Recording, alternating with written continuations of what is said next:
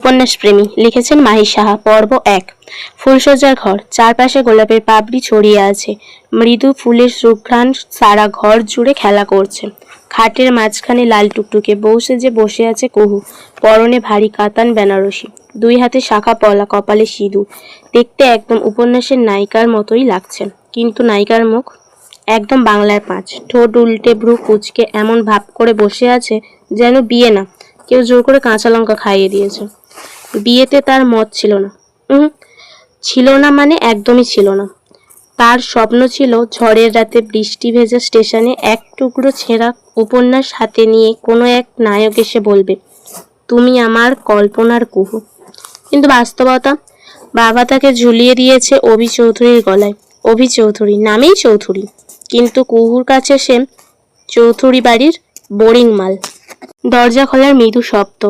কুহু চমকে তাকালো। অভি ঢুকছে। লম্বা মেদহীন শরীর, ফর্সা গায়ের রং, মাথায় চুলগুলো এলোমেলো হয়ে আছে।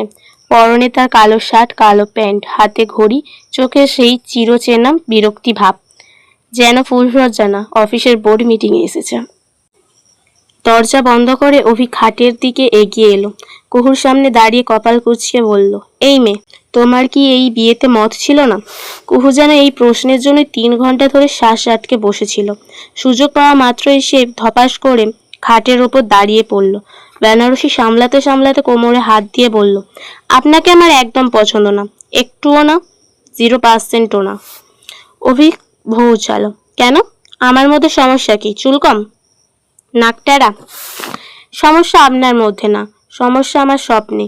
কুহু এক নিঃশ্বাসে বলতে শুরু করলো, আমি চেয়েছিলাম আমার বিয়ে হবে উপন্যাসের নায়কের সাথে, যে আমাকে বৃষ্টিতে ভিজিয়ে চাঁদের আলোর কবিতা শোনাবে, যে বলবে তুমি আমার নিঃশ্বাস।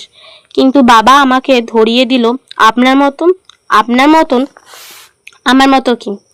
অভি গালে হাত দিয়ে জিজ্ঞেস করলো, আপনার মতো বাস্তব গম্ভীর মানুষের সাথে। কুহু মুখ ভ্যাংচালো।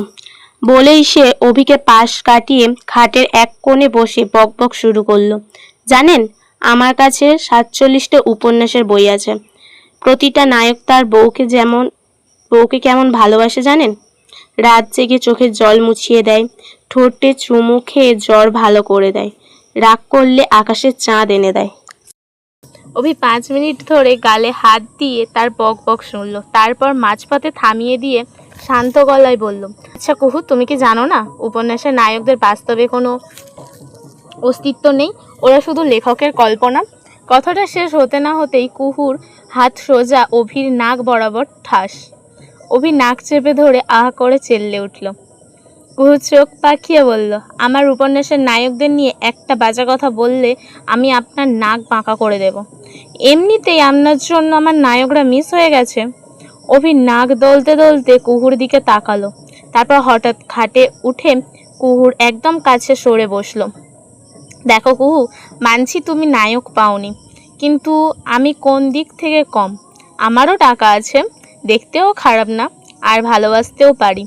বলে অভি কুহুর কানের কাছে মুখ নিয়ে ফিস ফিস করে বলল, আর সবচেয়ে বড় কথা, তোমার ওই নায়করা নায়িকাদের বিছানায় যেমন আদর করে, আমিও ঠিক তেমন আদর করতে পারি, বরং একটু বেশিই পারি। কুহুর মুখ লজ্জায় লাল টমেটো হয়ে গেল। সে দু হাতে মুখ ঢেকে বলল, ইস, ছি ছি ছি, আপনি উপন্যাসের নায়কদের থেকেও বেশি অশ্লীল। অভি ফিসিল হেসে বলল, নিজের বউকে নিজের ঘরে বলছি, এতে অশ্লীলতার কি আছে মিসেস চৌধুরী? কুহু আমতা আমতা করে বলল, এই দেখান। অভি নেশালো গলায় বলল, কি দেখাবো? তুমিই তো বললে দেখুন, তাই দেখাও। আমারও দেখার শখ হলো, তোমার কি দেখানোর আছে? কুহু তো পুরো ঘেমে নিয়ে একাকার। কিছু বলার আগেই অভি হাই তুলে বলল, ধুর, ঘুম পাচ্ছে, যা দেখা দেখি করার কাল হবে, এখন ফ্রেশ হয়ে এসে ঘুমাও।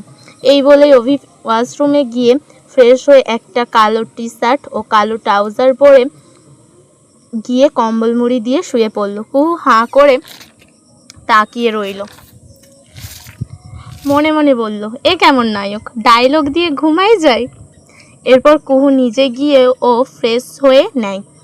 রুমে এসে গায়ের ভারী গয়নাগুলো খুলতে খুলতে সে মিনমিন করে বলল, এখন যদি এখানে কোনো উপন্যাসের নায়ক থাকতো তাহলে? অভি কম্বলের ভেতর থেকেই বলল, তাহলে কি মিসেস কুহু চৌধুরী?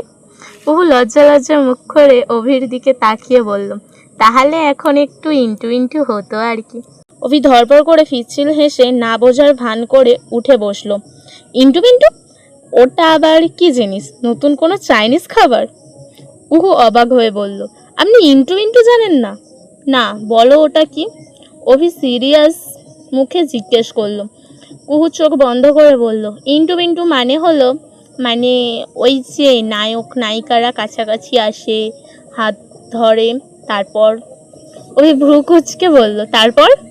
কুহু ফিসফিস করে বলল, তারপর কপালে একটা চুমু দেয়। অভি 3 সেকেন্ড চুপ, তারপর হো হো করে হেসে উঠল। এই তোমার ইন্টু বিন্টু? আমি ভাবলাম কি না কি, শুধু কপালে চুমু, এর জন্য এত নাটক? কুহু মুখ আবার বাংলার পাঁচ, সে বালিশ নিয়ে অভির দিকে ছুঁড়ে মারল, আপনি একটা একটা আস্ত গাধা। অভি বালিশ ক্যাচ করে বলল, গাধা হলেও তোমার বর। আর শোনো, কপালে চুমু কাল দেব, আজ ঘুমাও, সব নিয়ে ইন্টু ইন্টু করো। বলেই সে আবার কম্বল মুড়ি দিল। কুহু বিছানার এক কোণে বসে ফিসফিস করে বলল, আমার কপাল, উপন্যাসের নায়ক না পেয়ে এমন এক বর পেলাম যে ইন্টু বিন্টু বোঝে না। অভি কম্বলের ভেতর থেকেই বলল, আমি বুঝি কি বুঝি না সেটা তোমাকে বোঝাতে গেলে তুমি কেঁদে ফেলবে সোনা। তাই আমি কি বুঝি সেটা নিয়ে মাথা না ঘামিয়ে ঘুমিয়ে পড়ো যান। কুহু বালিশে মুখ গুজে কাঁদো কাঁদো কণ্ঠে বলল, আমার উপন্যাসের নায়ক কই, তুমি আসো।